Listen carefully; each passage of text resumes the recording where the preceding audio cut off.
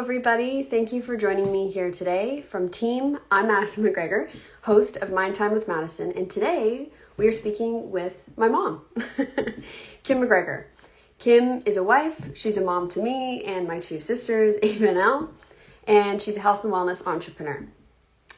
27 years ago, my mom lost her mom during the holidays and has also had to set healthy boundaries with unhealthy relationships with family members. And today we are going to talk about navigating grief during the holidays. My mom has a lot of experience with this, so we are excited to have her here today. She's just joining us here.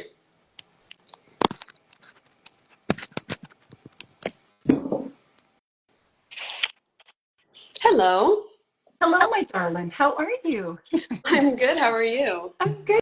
Isn't this crazy? We're in opposite rooms here, but we're chatting. Normally, we're chatting in the same room. Yeah, I know. This is really like this live. It's funny when we talked about doing this because we have these kinds of conversations every day pretty much because we go on a walk together. So it's going to be interesting to bring this to an audience.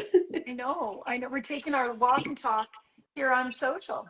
Yeah, we are. And we're really excited to have you here, Thank you. Mom. So thank you for joining us. I'm so excited to be here. And grief during the holidays is common, but I don't feel like it's something that we get to talk about a lot. And you have like 27 years worth of experience with this. So for our viewers who just joined, I'm just reiterating my mom lost her mom 27 years ago, right after you turned 29. hmm And it was right around the holidays. And can we just start with your experience of losing your mom around the holidays? And your mom, you are frozen.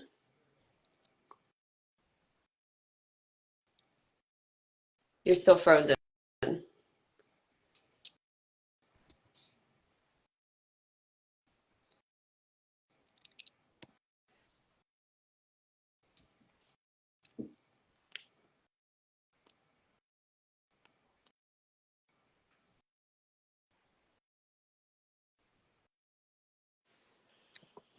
Hello. Sorry about that. I don't know what happened. I just got logged right out. Okay. Sorry. Is your cellular on? Oh yeah, yeah. Okay. Everything's on. So I don't Okay. know. That's weird. That's okay. I've got a comment here with love from Scotland. Thank you, From Scotland. Scotland, yes. That's the land of some of our people. That's So right. thank you. Okay, so let's start with your experience of losing your mom around the holidays. What was that time like for you? Okay, so yeah, as you said, it was 27 years ago. So I was 29. I had just turned 29, and my mom was a very young 53. I had not had children yet, so you guys weren't even a thought yet. And as you know, because I've spoken about her so much, I would say my mom was my best friend. She was an extraordinary human being. She taught me so much. She was amazing. She had a very challenging life, and losing her was so hard. Like, I really, before I lost my mom, and I know a lot of people that are really close to their moms feel the same way. You feel like you're going to die right after your mom dies if you're really close to your mom. So that's how I felt. I was like, I don't know how I'm going to be able to go on. So that was definitely, Maddie, that was my initial thought. And then you're flooded. In my circumstance, I was flooded with all of the lost things. So you think about, like, she made it to my wedding, but she never got to meet my children. She didn't, I knew that she wouldn't be there for the milestones. When good things or bad things happen in your life, if you have a good relationship with the person that you've lost, that's the first person often that you think of calling. And that was for sure my mom. So it was all of the things that I feel like the initial grief is like, oh my gosh, it's all these things that I'm never going to have the opportunity to share with my best friend. So that is painful for sure. Um, and then you go through different phases of grief. And I won't go into all the phases right now. We can chat about that and sort of unpack it as we go. But the Can initial, you share it actually now, just for our yeah, listeners? Let's just get into it yeah, now. yeah, yeah. I think it's all of the major milestones that you start to hit once you've lost that person. So again, the not even having my first child, getting pregnant with my first child, you, of course, having that experience, not being able to share that with my mom, like not being able to have her. It's such a tip, we went and met our niece Quinn for the first time, my Yes, beautiful niece Quinny. Melissa, who's 30, who just had her first baby, and seeing my sister-in-law Mhm. there with her, that feels like a normal a sequence of events. That's the sort of the way that it's supposed to unfold, whatever supposed to be is. And so you don't have those things. So there's immense loss during those major periods of time. Of course, having the twins, going through any challenges or hardships in my own life, just missing that person. And then I think grief catches you off guard at the most random times. Like I can remember very soon after my mom died, being in the grocery store, literally in the ketchup aisle, and seeing um, what looked very similar to the age between my mom and I and a grandchild. So it was like the grandmother, the mother, and the daughter randomly shopping in the ketchup aisle in the grocery store, and I literally broke down in the ketchup aisle and had to run back to my car to pull myself together. So grief is a peculiar little beast that will pop in and out at the most random times, and it's been 27 years and I feel that loss. I've certainly healed through a lot of things, but the loss, grief never goes away. And then when we're talking about during the holidays, my mom died on December 19th.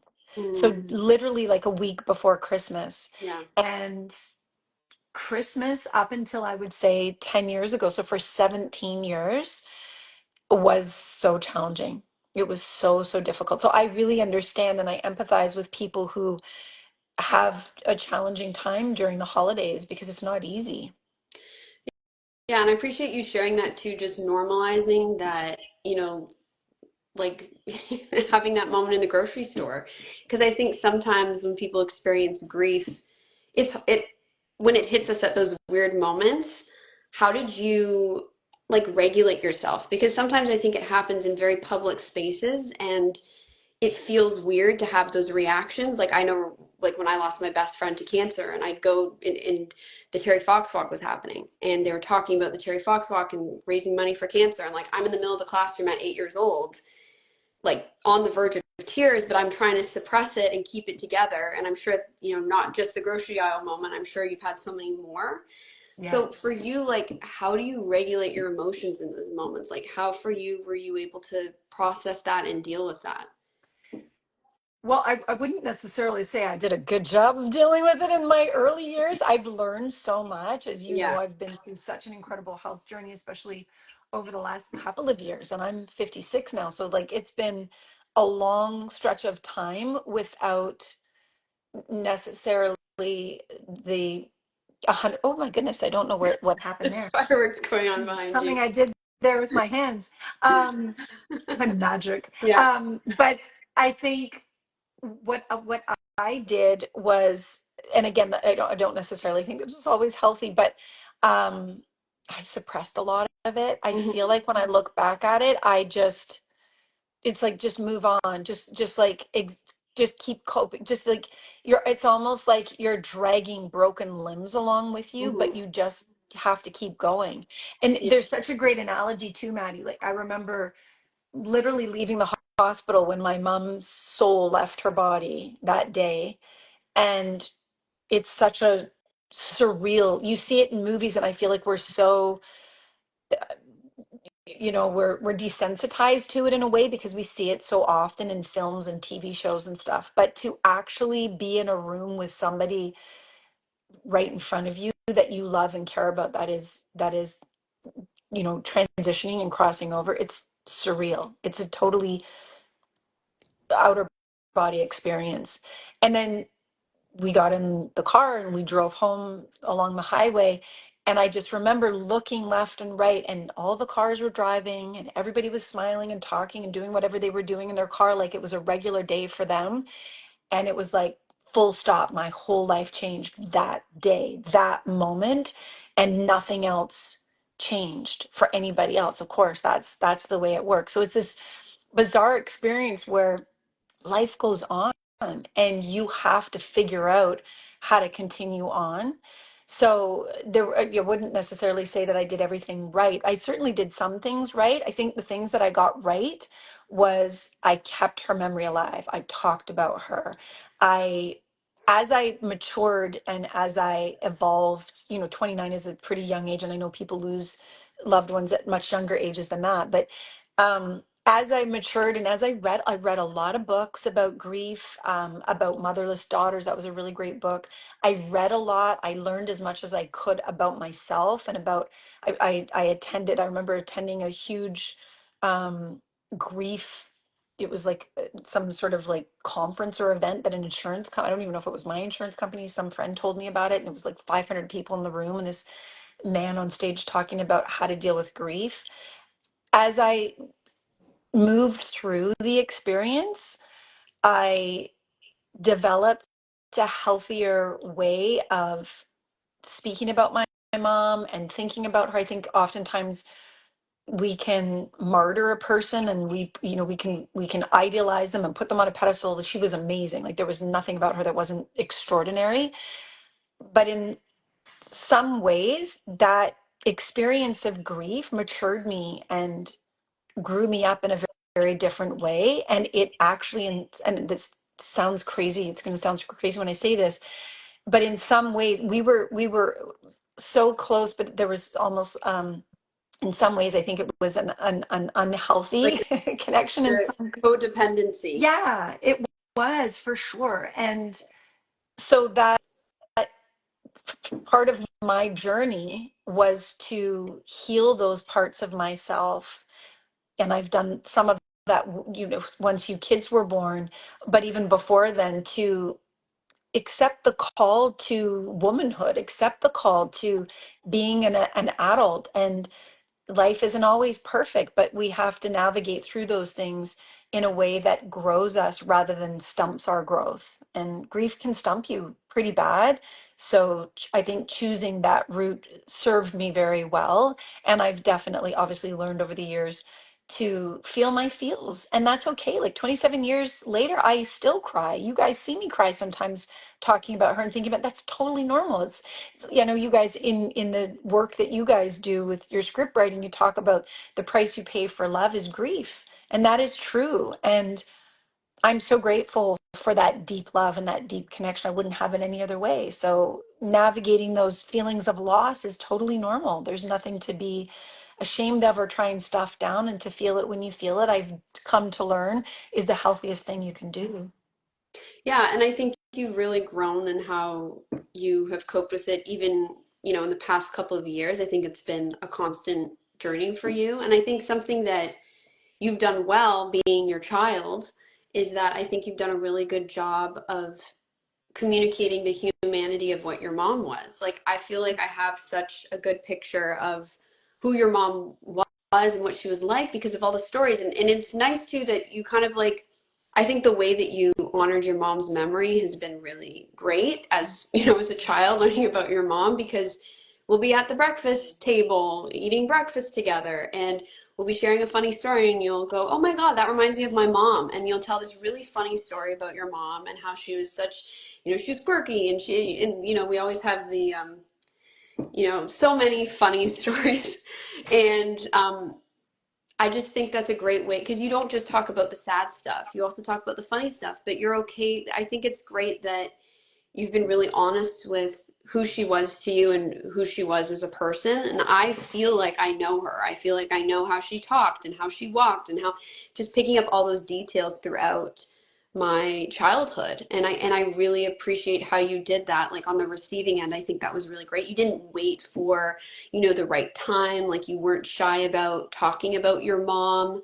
And I think how you communicated to us, especially when we were children, I never really got a sense of um, like sadness that I felt responsible for. Like it wasn't like one of those things when you talked about your mom where I was a kid going like, "Oh no, is mom okay?" Like you did a really great job of communicating it to us in a way that we understood, and continuing to add more layers to who your mom was and what your experience of grief was like as we got older. I think you kept that very appropriate for us when we were, from child to young adult, and you've never put your grief on Oh, us. great.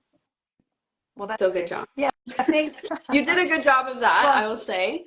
that's Um, that's nice. Thank you. And I'll just yeah, say, Maddie, really quickly, like that is for me, that is one of the greatest compliments to hear when you girls say, I feel like I yeah, knew her, because I think that's really, and thank you for saying that. I think that's a really healthy thing to do, because when people die, you don't want to pretend that they didn't exist. They did. And they were an incredibly monumental part of my life, and to be able to impart that through to you girls, and to have that continuity where even though she isn't physically here, you feel her presence. And I see it in each one of you kids in different ways, which I like to call out too, yeah. because it's like that invisible string, that there's this connection, and I just think it's so fascinating that you didn't actually get to meet each other physically, but I know there is some spiritual realm that she's definitely watching over, and she's an influence. And so to see those little pieces of her in you children is has been really deeply meaningful to me. So I love that. I think it's so awesome. Yeah, and I feel like those, speaking about, oh, that specific trait that you have reminds me of Grandma Yeah. Bonnie, your mom. Yeah. um, it really helped me feel more connected to your mom. So in a way, you're creating this connection that although your mom isn't here physically, you can feel it on a Yeah. spiritual level. And speaking about grief, and not bringing it, to your children, how did you deal with it as an adult? Like with dad, like who did you lean on in those times that were difficult? Would you just bottle it up inside and you just tried to deal with it on your own, or were you open and communicative with dad? Like, how did you deal with that, especially during the holidays when it's like such a, supposed to be a happy time? And it might be weird when you're in those, I can imagine how, because I've been there too, going through my own mental health stuff that's maybe not grief related, but when you're feeling differently than what the mood of the event is supposed to be or what the mood of the season is supposed to be, that can be really challenging. So how did you navigate that? And like, um, who did you reach out to for support? Oh, that's such a good question. I would say there was a probably a blend of things. So there was a lot of personal alone time that I would grieve appropriately. Again, when you kids were young, for me, it wasn't appropriate to break down in front of your little itty bitty children who really, I mean, there were moments I think where I cry like, oh, I miss Grandma Bonnie, and you kids certainly knew. um, but that you have to pull yourself together, and you have to move on, and you have to enjoy your everyday life. So I had lots of moments of on my own. I had some moments with other family members. um, Dad was a great resource too, because he was present throughout the whole thing, and he knew my mom, and he was there during that time. So he was always like a very good voice in my ear, that he would let me cry on his shoulder, so to speak, but also say, okay, let's have this moment. And he would hug me and hold me and let me cry, but then he would say, okay, it's Christmas, and these kids are going to be 5 and 8 once. So we got to help you pull this together so that we can have a good holiday for the kids, because we're creating experiences for them. And those are really great reminders for me, because you can't get so lost in your grief that you forget to live your everyday moments. So I really appreciated those that input from him. And then his family, Rosie, my mother-in-law, Linda, Vince, Deets, the all our nieces, my nieces and nephews, like honestly were, because again, the four of them, my mother-in-law and father-in-law, and Jeff's sister and husband, there was continuity there because they Yeah. all knew her and they knew how funny. And so we would crack up telling stories about her and what a crazy, funny, amazing person she was. And that was monumentally instrumental, I think. And grandma was Dad's mom was just like, I mean, I feel so grateful to have a quality second mom in her, who really never tried to fill her place, but kind of ultimately did, because she was just so loving and understanding and nurturing of me during those times. Like she really got it. So it was, I think that certainly helped. So, for anybody listening, I know you talk a lot about the support for people going through mental health challenges or adversity of any kind. It's almost, you can't even state it enough how important that support system is during that time. Just love and giving them space to feel what they're feeling and to express their grief. And I think that's one of the most important things that I've learned, and I know you kids have been so instrumental in teaching me this along the way over the years, is feel your feelings when you feel it, and it actually helps you move through it faster rather than constantly trying to suppress it and not deal with it. It's like you can feel the moment and feel the grief, and then your tears clear up and you're good, and away you go. And what about when you're like, okay, so I don't know if this ever happened to you, but like you're at a Christmas party with the family and all of a sudden you're like, oh my God, something's, the grief is coming up. Like, was it a matter of, okay, it's talking to yourself and saying, okay, I know I'm feeling grief in this moment, but I'm going to process this when I get home or when I'm no longer, like, how do you deal with that? Because I feel like that can be really challenging in those situations where, everyone's happy and everyone's good and like you don't want to draw attention to yourself and have a breakdown. Yeah.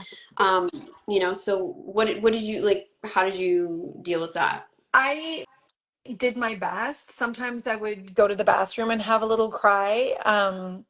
I felt it most like if, there was somebody that had a baby, and there was like, it was that interplay between a mother and daughter, or a grandmother and a child, that really hit me the hardest. Um, and so sometimes I was struck by it for sure.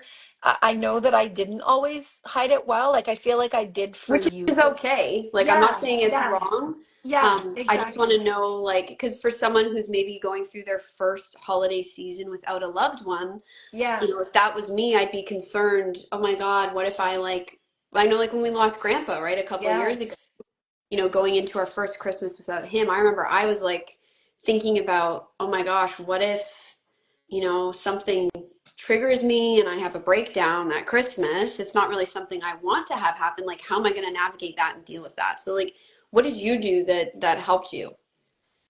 again, I think I just honored the Okay. feelings and and tried my best to feel it. It is hard. Like I'm not gonna, and you know Yeah, this, 'cause I know it you were is. impacted Yeah. by losing Dietz and losing Erica and losing Mark Cooper, our really good friend. Like there's so many people that we've lost and loved that you can feel it for Yeah. sure.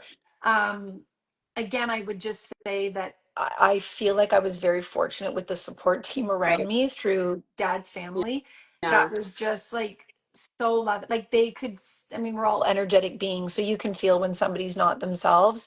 And they gave me so much grace. Mm. And I think that was really important. It was like a hand on the back. Sometimes it wasn't even a word. It was like a hand on the back, or like rubbing your leg, or giving you a hug. Linda or Rosie would come up and just like give me a hug, and that those things are small, but they mean a lot. They pack a punch. Yeah, so it seems like for you it was being in those situations with at least one person who understood the continuity of your situation, Yeah. understood what you were going through, and it was kind of your safe space to lean on them for support in those situations. Yeah. Yeah. Absolutely. Yeah. Okay. Yes.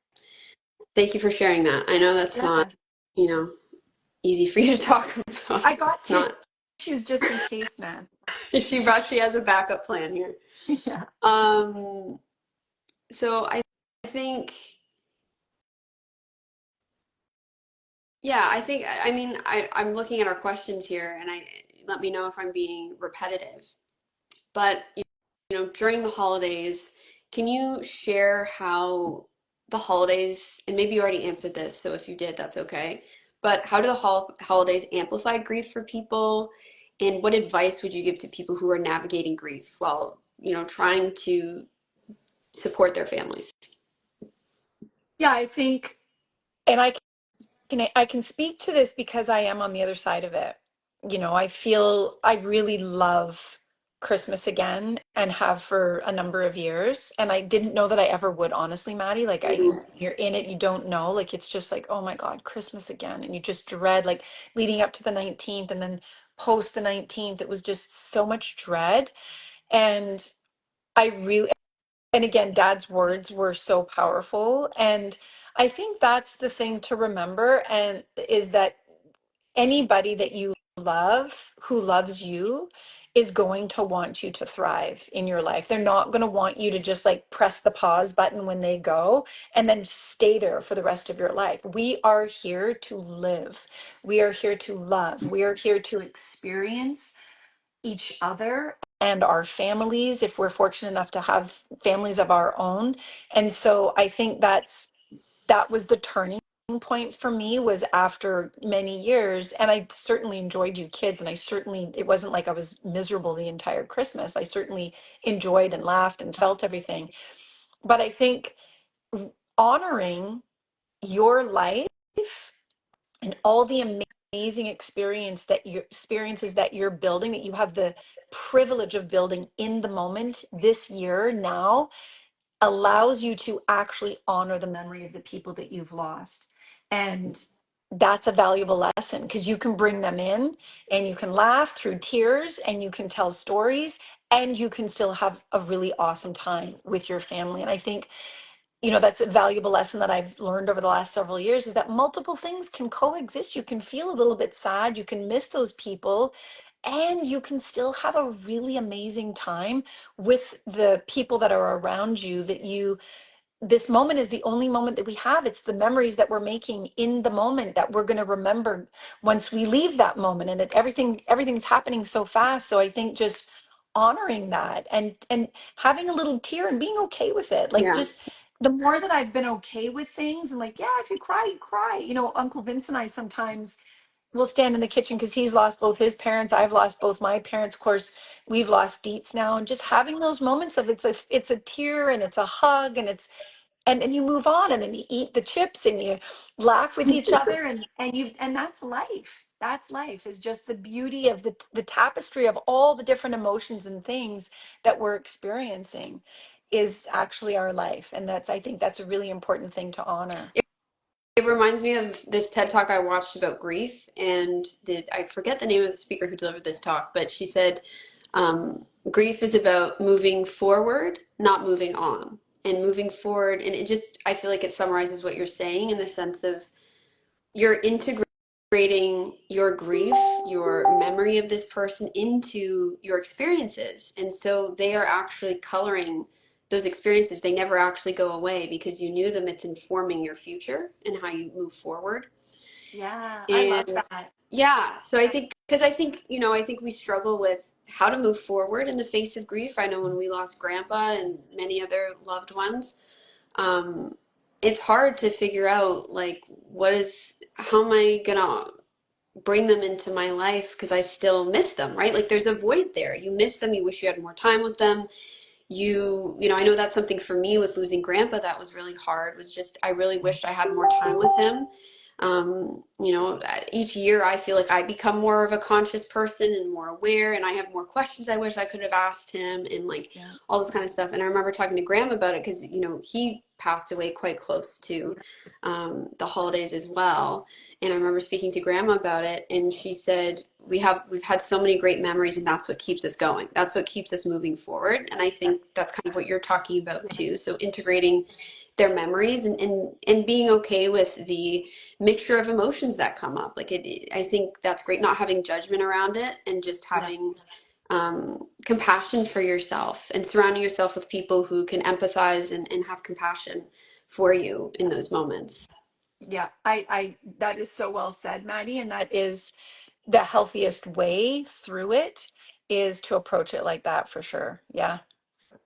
So we're going to do a little pivot, but thank you for sharing all this so far. But we're going to do a little pivot into grief of those who are alive, because I know that you have experience with this, and this is a recent thing for you, Mm-hmm. where you've had to cut off contact with family members who were displaying toxic behavior. So for you,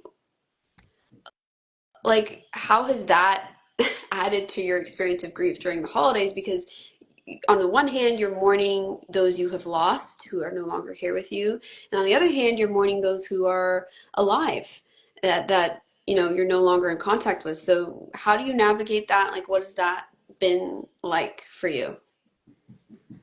That has been so hard. Yeah, That I has been, know. yeah, I know, you guys all know. That has been uh it's a totally different kind of grief, Hmm. because as you said, you still love those people. You never aren't going to love them. Um but there's a sense of establishing healthy boundaries that needs to happen in order for your best health.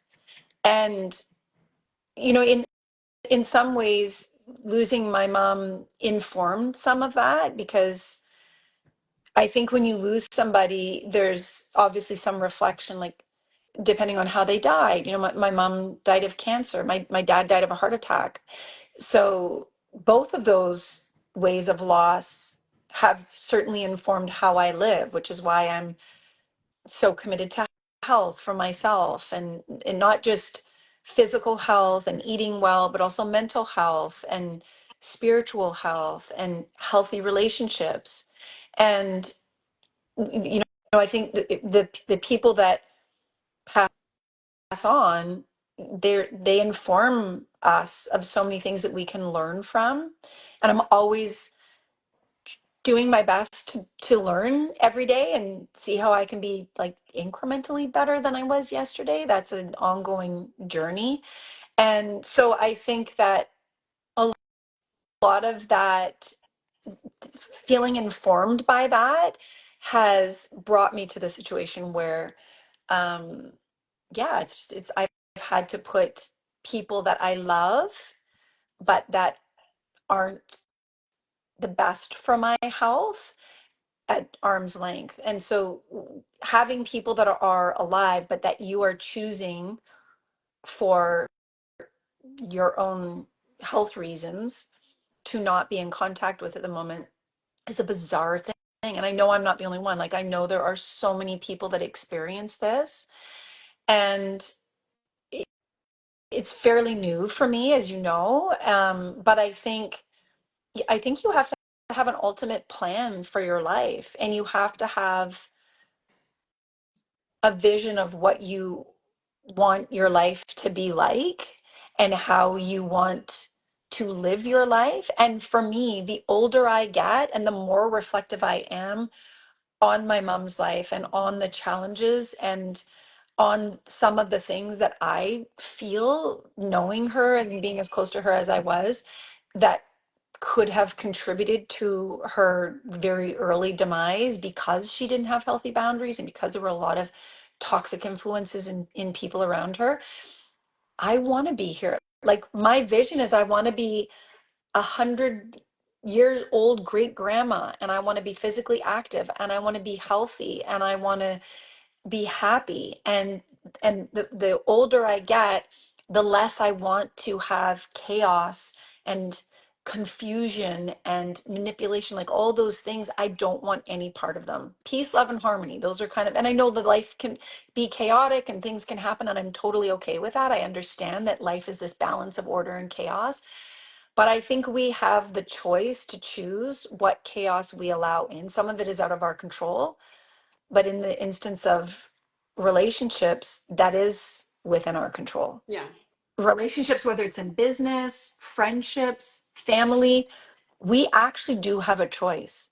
So exercising that choice of our own free will, I think that is the one of the most important things. So you do have agency, as I love that term that you use, but I had agency over that. And instead of feeling like I was sort of this pawn in the whole game and just under whatever was happening, like I just had to follow suit and pay the price and pay the consequences and be a good person, and you know recovering people pleaser over here, really assessing the impact that was having on my health with the vision of what I actually want, every choice you make matters. And so, yes, it's been an incredibly difficult thing to have to grieve people that I love that are still alive. But I feel in the end, it is essential for my overall well being. So, okay, that's a very long answer to your question, but I feel like the grief, grieving what you wish you had or what you maybe was a bit of an illusion that you created, that there was something healthy there to hold on to, but these patterns of behavior that are just like like they're just never ending. Like you could put it on a calendar, it's so predictable. I'm going to give anybody who's watching this who has anybody toxic in their life, you have a choice and you must take care of yourself. And the quality of your life is the quality of your relationships. And that is no small thing. And our bodies, one of the key hormones in our body is cortisol, that comes from stress, that is a result of being exposed to this nonstop toxic behavior. You have a choice. And so it's a different grief, going back to that, Maddie. But I feel empowered now that I'm through much of the healing. Um, and I have, had to go to counseling to work through a lot of this grief that we're talking about. And I highly recommend counseling for anybody who's feels stuck in those feelings. Um, but I'm on the other side of it now, and I feel empowered and I feel strong and I feel as though I have a sense of agency, and I feel that I am in control of how this is going to play out. And I'm very proud of that. And I'm also very proud of the fact that there's an element of that has a ripple effect in your family, if it is family, even if it's work colleagues and business people that you're dealing with, or friends. Like, it all impacts every part of your life. And if your goal is, like mine is, peace, love, and harmony, that goal comes from the fact of living in utter chaos for decades and knowing what that felt like. And so if your goal is, I actually have a choice, I don't have to live in this utter chaos anymore, I choose peace, love, and harmony, then everything that doesn't line up, and everyone that doesn't line up with peace, love, and harmony, I'm sorry, but you're not welcome in my circle. So that's an empowering thing. And it is, in my humble opinion, it is a life-saving thing. Yeah, and it's interesting because we've talked about this too, how a lot of what your mom went through informed, like losing your mom really informed So, these choices. And yeah, I think for you, it got to a point where it was starting to impact your health, and you were starting to feel like, okay, this is getting out of hand here, and I need to set a firm boundary. So I'm very proud of you for setting those boundaries. I know, being a family member, it affects the whole family. So like yeah, when you're dealing, if one person in the household is dealing with a toxic person, the whole household's dealing with the toxic person. 100%. And I think the thing that's really difficult, and I know for you, what made it really challenging was that these were family members. These were like, you had already lost your mom and your dad, and these were remaining family members of yours that I think in a way you wanted to keep that connection to that time in your life. And I think, it can be challenging. I know for you, the challenge was, like you said, coming to terms with the reality of how someone treats you. And I know we talked about this, but I wanted to share, here's some of the stuff we talked about that really helped you. Like, Oprah talks about this, like when people show you who they are, believe them the first time, or give some, or even there's this three strikes rule of, okay, someone treats you badly once, okay, maybe they're having an off day. Someone treats you badly twice, I'm starting to get suspicious, but we'll see. We'll give some benefit of the doubt. And the third time, okay, that's a habit. That's a behavior. That's a behavior. And I think a great way to know whether someone's toxic, whether someone's behavior is toxic, is when you set a boundary with someone and they can't honor it. Because I think communication is super important. I don't think that you have definitely put in more than your fair share of trying to communicate boundaries with these people, and they would not respect it. And that's huge. That's a huge indicator that this is someone you should not continue a relationship with, because a healthy relationship is healthy boundaries.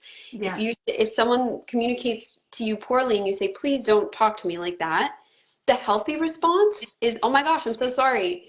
How would you like me to communicate with you going forward? Because that means that they actually care about you and they actually want a healthy relationship. Yeah. So I think, for you, that was a huge indicator of the fact that you couldn't continue a relationship with this person as much as you wanted to. If someone's not going to honor your boundaries, um, it's not healthy for you, and it's also not healthy for that person. I think we've Yeah. talked about this. You teach people how to treat you, and by setting boundaries and teaching people how to treat you with respect, you're saving yourself and you're also teaching that person to change their behavior. So I think, and I think you've always dealt with it in a very kind, assertive manner as much as you can. But I think that the reality is too that there's some people, unfortunately, who don't have the best intentions and want to hurt you. And I think that's a hard thing to come to terms with as well, Hmm. realizing that. So I know you've had to navigate all of this, and that's heavy, and that's really like, and I think something, and you can speak more to this maybe, but I think it's similar to, as far as like the support goes, I think it's similar in the sense that speaking and communicating to people who have the continuity, who know this person or who know what you've been through with this person, and leaning on them for support during times where it feels challenging. Yeah. Because you have moments where you're like, oh man, I wish that this relationship wasn't the way it was. I wish it was this other thing that it could so easily be, but just isn't available because of the choices the other person has made and how they treat you. So I think you've done a really good job of that, of leaning on us and again, just communicating that you need support when you do. Yeah. Well, thank you guys have been amazing for that. And I think, a couple of things is the first is as a mother and as a parent, part of the impetus for me to make those changes is that I recognize that I am actually teaching you kids how to behave in relationships, again, whether it's your friends, your colleagues, your family members. And so, and I learned from my mom how to have poor boundaries and be the good person and the people pleaser, right? So I love her so much, but that was not a great takeaway. That was my finest takeaway, was not that. But we get a do-over, right? I'm still here. So I get the chance to have that to correct that. And the other part of that is, again, deciding who you're going to let into your inner circle is massive. And we have a close friend who unfortunately we just lost, again, quite young and too young, to cancer.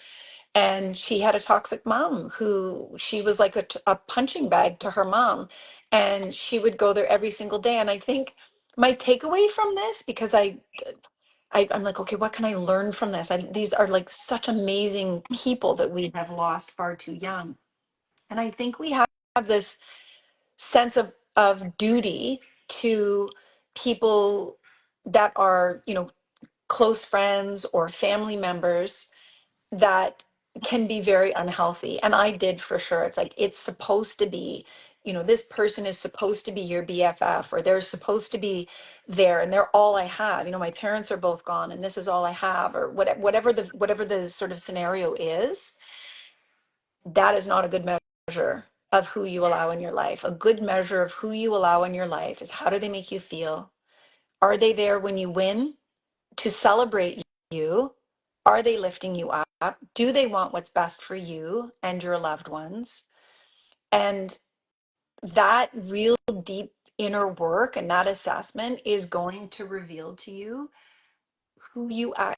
And you have to think, outside of, if they were family, would you allow them to be a friend the way that they treat you and the way that they speak to you? Because no one gets a free pass, right? And we do that with family. It's like, oh well, it's so and so. So like, and I have friends where it's their mother and father and siblings. There's all sorts of situations, but that is not a free pass. People, as I've gotten older, I have learned people have to earn that place in your life, and that is your life preserver. You want to have a good life, you clean up the toxic relationships and the toxic people in your life, and you will have a good life, and you will maintain your health when you maintain your boundaries. And the last thing I'll just say to this really quickly too is, reflecting back now that I'm sort of through it, and it's taken me a long time to get through it, is we can have have this illusion when, and this all goes back, we're talking on a mental health podcast here, obviously, but it's like, how were you raised? What were the circumstances what role did you play? What was the trauma of your childhood? What was your role? And so you really have to look at those things. But oftentimes in situations like this, if you go all the way back, you can see the inception of it and how many decades, for me, it was decades of really not healthy behavior. And so you create this, it's like almost like a protective mechanism. We create the illusion of it being amazing. Like, oh my God, it's such a great relationship. When it's good, it's amazing. But when it's bad, it's horrible. But that's just the way it is because they're family or they're my BFF or whatever. We've been best friends since kindergarten, whatever it is. That is not a way to assess and determine who gets to go forward in your life. It really has to be a measure of, do they want what's best for you? Do they make you feel good? How do they make your central nervous system feel on when you're interacting with them on a regular basis? So it's that grief, yes, definitely has been. That is not as hard on the other side of it as the grief of losing, my mom and dad necessarily, but it is definitely a part of grief. And I think it's great that you mention it because if you're doing your job as a human being and you're evolving and you're growing and you're healing and you're in that process of becoming self-aware and learning about yourself and learning about your own behavior and why you allow certain behaviors from other people and in situations, the more you can understand yourself and why you allow the things that you allow and why you behave. You can only take responsibility for yourself. You are not responsible for anybody else. But the more that you become self-aware like that, the more in control you have of your destiny.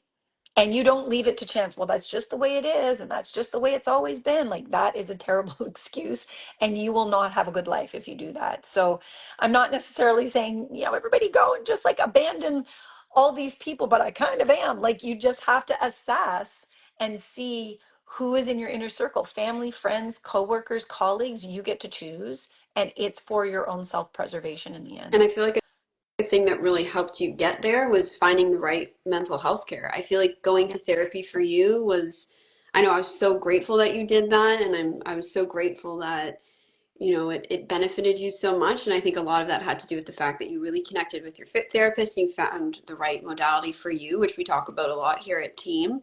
But I Yeah. truly believe that that's what really enabled you to see the situation clearly and make a choice from uh, an informed choice from a place of clarity, not from emotion, not from some like random act of anger or spitefulness or Yes. sadness. And I think, you really were able to make these choices and decisions from a healed, holistic place because you did the work to get there. Yeah.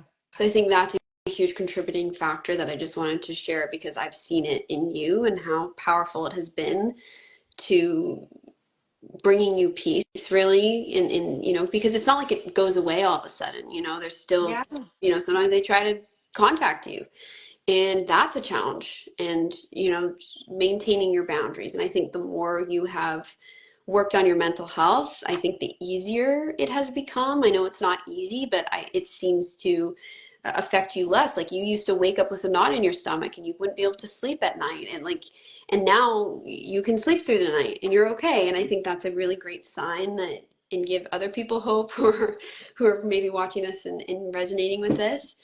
So yeah, I just wanted to share that because I've noticed that with you. Oh, thank you, Mads. Yeah, you guys have been instrumental in that. And I would say, as you know, Maddie, I was I've dipped in and out of therapy over the years, but mostly out, and very rarely in. And that was a very, I was actually afraid to heal a lot of that deep trauma and work from my childhood. I was nervous of it, to be totally honest. But finding the right mental health therapist, really intense therapy, I would say, over the last year and a bit. Um, EMDR and parts work was instrumental for me in healing that. And again, it's not about changing the behaviors of other people. It's about understanding yourself well enough that you can make the best informed decisions for yourself. And, I would say part of the inspiration for that was the impact that it was having on my family, on you guys and dad, in those interactions that were so highly volatile, and would just throw me for a really long time because I didn't know how to cope. And I didn't know how to set healthy boundaries. That was part of it. But the other part of it, I would say, is you have to, and we were chatting a little bit about this today for you, but I would say that you have to have, and this goes back to that, what I've said for myself is peace, love, and harmony, peace, love, and harmony. And we've created that in our home, and I'm so grateful for it. But you really have to have a vision for yourself. You have to, if you're in a place that you're not happy with, whether you're grieving somebody that you've lost that has passed, or you're grieving, or you're surrounded by people that are actually not good for you and they make you feel really sick, and it's just this toxic swirling derby of dust and all the craziness. You have to have a vision for a healthier version of you. You have to set a vision for what you want your life to look like. And oftentimes, and I know this has been the case for me, I have these huge goals and big things that I want to accomplish. And I feel like that was the piece that was holding me back, this lack of really healthy boundaries. And so having the ability to become self-aware, take responsibility for myself, my emotions, my healing. Nobody else is responsible for that.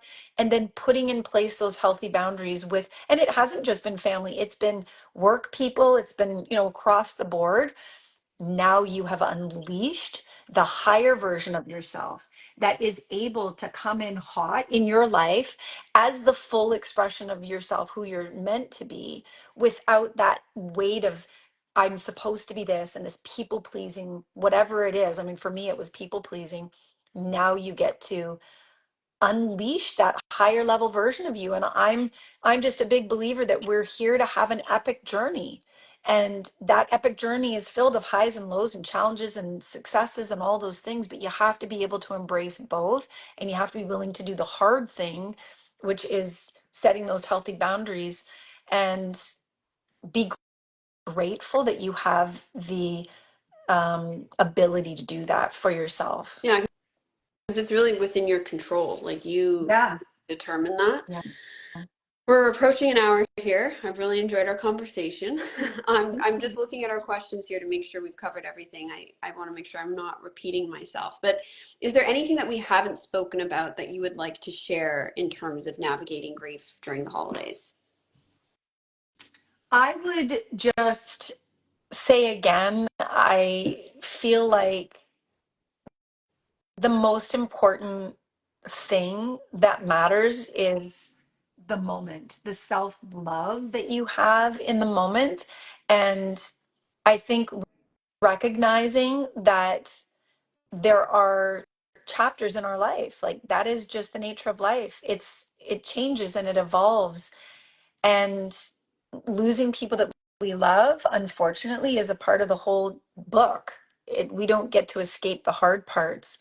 But if we approach it with a sense of honoring what we have had, which I really have done, with my mom and dad for sure, pulling the things that we have to be grateful for. I think it's just this incredible ability that we have as human beings to be so consciously aware. It's like, what are the amazing things? Like, and that's where I am now. It's like you said, like we get to talk about the things that are amazing and fun. And, my mom was this amazing, funny, quirky, awesome, larger than life person. And I honor that every single day. And especially over the holidays, and honoring our feelings as we go into that so that you can move through them and you don't get stuck in them. And then just learning the lessons from the people that we've lost. Like, everybody has their own journey in life. And that's another thing that we are not in control of. Like, everybody's on their own journey, honoring their journey, and recognizing that we were a part of it, and now we get to learn from it. And the parts of the journey, if you're missing somebody, a parent or a sibling or whatever you've lost, honoring the good parts, but also learning from the challenging things and allowing that to inform how you evolve.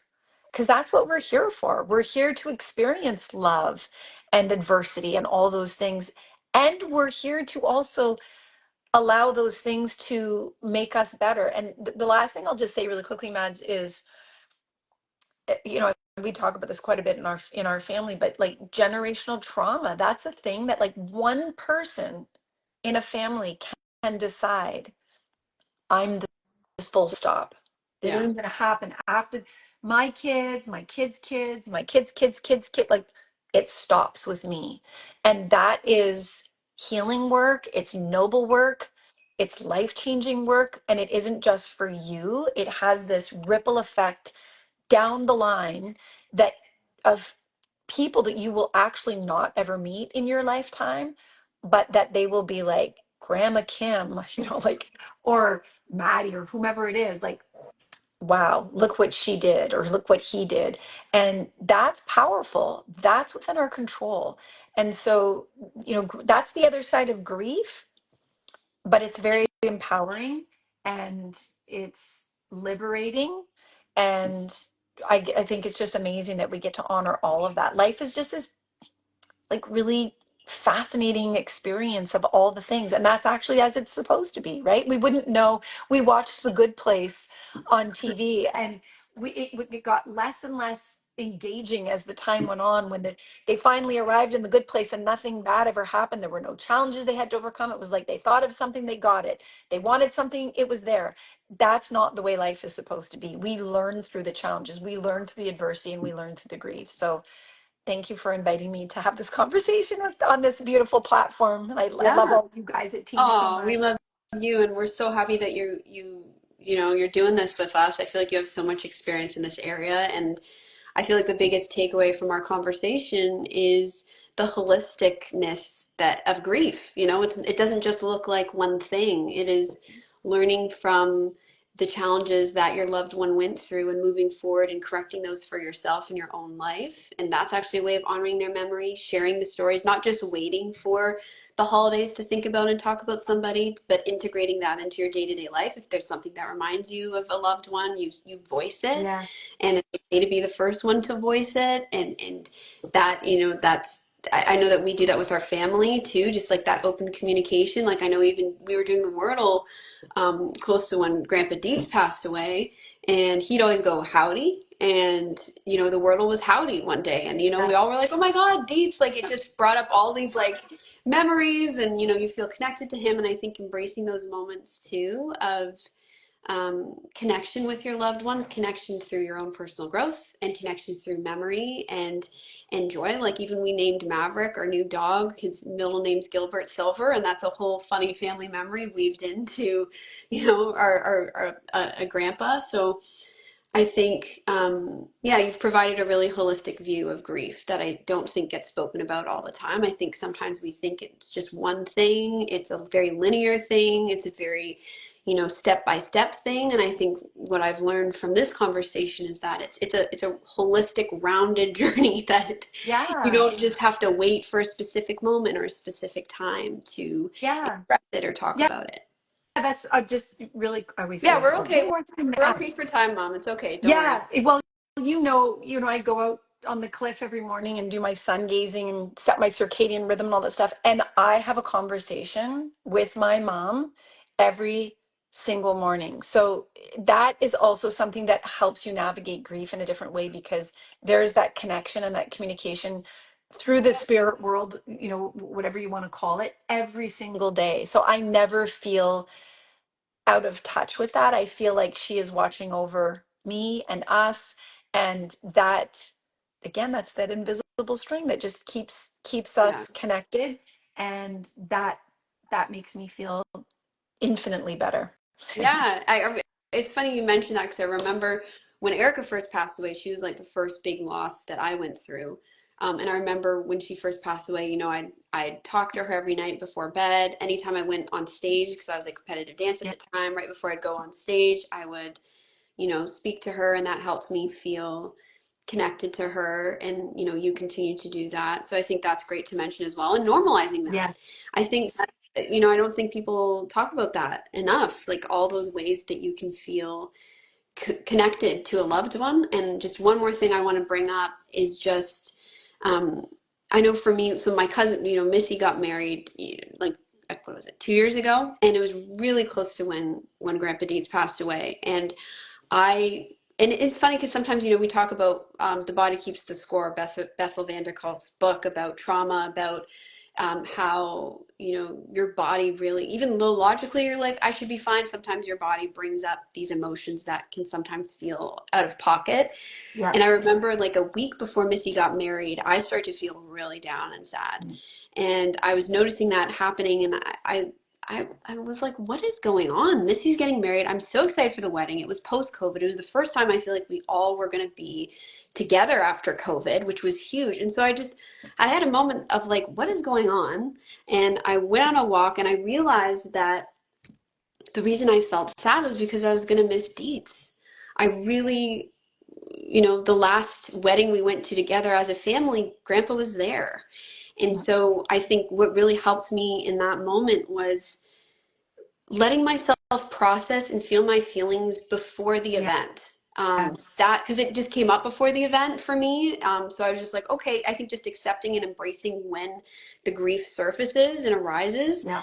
and just letting myself feel my feelings and process my emotions around all of that, I think was something that enabled me to go to the wedding and feel really at ease Yeah. health wise, because I'd already, I didn't try to stuff it. In the past, like, I've been through therapy too. And in the past, for me, even like I would try to suppress it or not think about it or just like try to get on with it. And I think finally just allowing myself to feel my feelings about it really helped me feel okay, and with all the feelings that came up at the wedding. And for me, you had moments where you missed Deets, you had moments where you felt happy that we're all together, and that's all okay. I think, I hope that this conversation can normalize that experience of grief, because it is random how it comes up, and it's not really always something that you can schedule. Like I remember we were Exactly. watching Succession, and there's this funny scene of the daughter, after, sorry, this is a spoiler, but after a loved one passes away, the daughter, the daughter's in this boardroom, and her husband walks in, and he goes, "Are you scheduling your grief?" Like she's crying. And she's like, yeah, but like that, it's just, it reminds me of our culture, right? Of Yeah. like the dysfunction, like, Yeah. we so badly want, grief included, everything to fit into this really easily defined, Society wants. controlled thing. And I feel like replacing judgment of ourselves, replacing the expectation for appreciation of our experience and Yeah. self-compassion, being Yeah. okay with like, I know you have stories too of like going to you booked a commercial when you were younger and your dad passed away the night before, and you like, that's That like, was crazy. And I yeah, had to but be like, funny and I couldn't yeah, film because it literally happened 3 hours before I was supposed to be on set. Like, yeah, crazy stuff, right? I think Yeah. just normalizing that's okay. I think on the surface it seems like everyone's got their shit together and everyone's fine and no one's dealing with this, and like just because you don't talk about it, just because you don't post about it, Yeah. it doesn't mean that it's not happening or it's not going on. And whatever you're feeling is okay. I think the most important thing is just to honor it. If I've Yeah. learned anything from our discussion today and all the discussions we've had leading up to this live, I know. about grief and processing emotions and all the stuff that comes up this time of year or any important monumental time in a person's life. Yeah. Yeah. I couldn't have said it better. And yeah, you said it so well, Maddie. And just, yeah, give yourself grace for that. And yeah, I've so enjoyed this conversation. I feel like we could go on and talk about so much more, but thank you so Yeah, much for having me on. And yeah. thank you to all the team at team. Uh-huh. Awesome. Thank you. Yeah, thanks for being here. We're happy to have you, Mom. Thanks Thanks, everyone honey. for tuning in. Thank you. Thank you. Bye.